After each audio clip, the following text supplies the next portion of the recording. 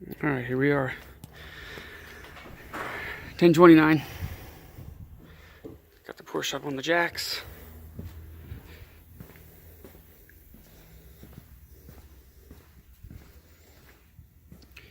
Transmission out. Ready to go. I'm gonna put new fork, new pivot ball on there, seal everything, thrust bearing. That's ready to go. There's the old clutch. Put the new mount in yesterday. So that's brand new, limb-forwarder mount. You can see holding the engine up from underneath. So let's go underneath. Just got done building my homemade rear main seal kit. So I took a ABS black end cap 3-inch. As you can see, I just put a piece of sandpaper down on the marble countertop, ran it around, just make sure it's nice and smooth. Cut about 1/4 inch off of this side here on my 12-inch miter saw, and then it's a 3-inch cap. So I took 3-inch PVC and I cut a piece that was wide enough such that the remaining piece here is exactly 13 millimeters. And then to make sure it stayed in place, I put roll pins, 4 roll pins on each side. Okay. Now I got it sealed up there, but this fits on. And then I went and got M10 by 40 millimeters bolts, and it fits perfectly.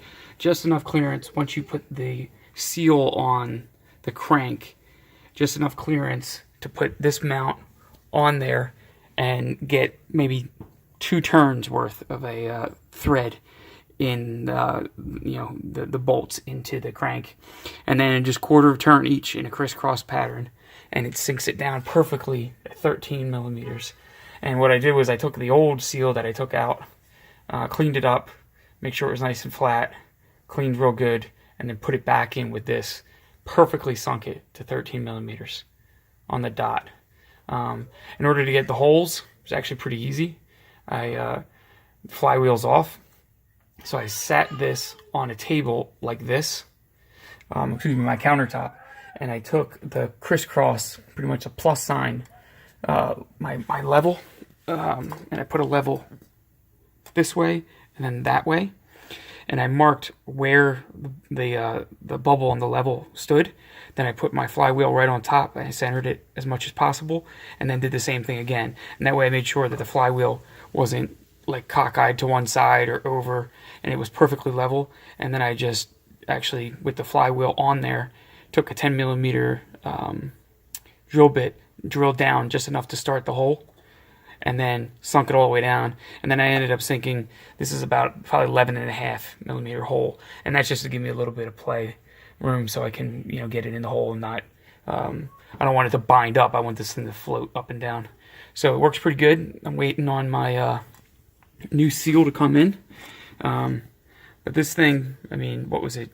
$3 for the cap.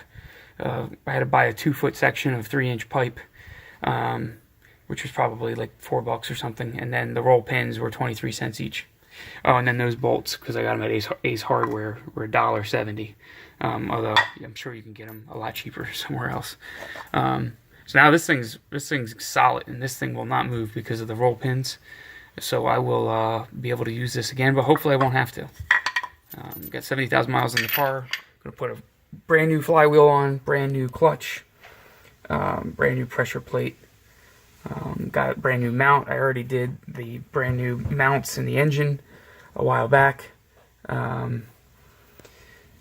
And hopefully I don't need to put a starter on anytime soon, because that's going to have to drop the engine. But the INS bearing here, you can actually see the previous owner at around 58,000 miles put an LN engineering INS bearing fix on there. So I'm hopeful that thing will stand up. And the whole reason why I'm replacing the rear end seal, aside from the fact that I had to drop the transmission to put a new clutch and everything on is it was leaking, and I had cleaned it all up. It's nice and clean now. I cleaned it up with 2 cans of brake clean, but this thing's ready to go. I'm just waiting on my parts to come in. It should come in Tuesday, next weekend. Put the transmission back on. Hopefully, first time is the charm with the RMS, because I would hate to have to drop the transmission again. And then once I do that, then I bought the